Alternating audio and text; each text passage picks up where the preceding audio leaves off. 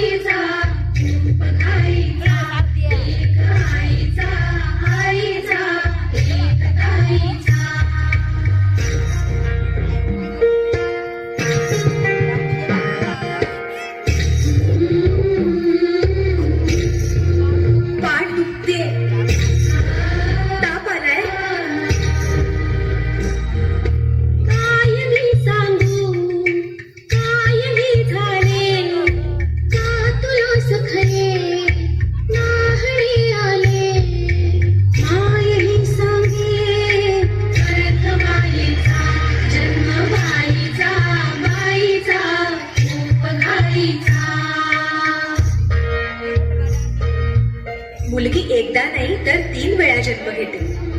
एकदा आईच्या पोटातून, एकदा ती आई होते तेव्हा. पण तिसरी आणि महत्वाची वेळ म्हणजे ती आई होण्यास सक्षम होते तेव्हा.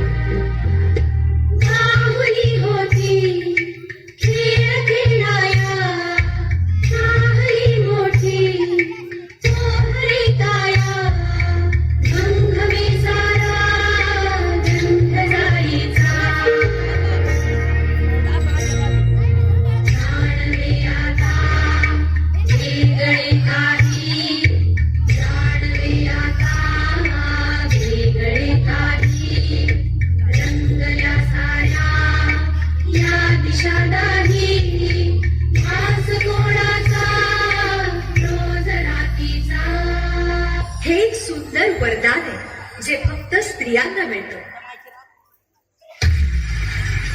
आई बाबा, मी शाळेत पहिली आले. आई, कुठे आहेस तू? आज आपल्या प्राचीला पाहायला पाहुणे मंडळी येणार आहे. जा, तयारीला लागा. अहो, पण किती लहान आहे ती. आई माणसांना जेवढं सांगितलं जातं तेवढंच करावं. निघा.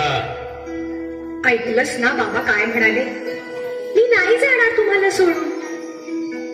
समाजातल्या परंपरेला तुझी आई सुद्धा बदलू शकत नाही.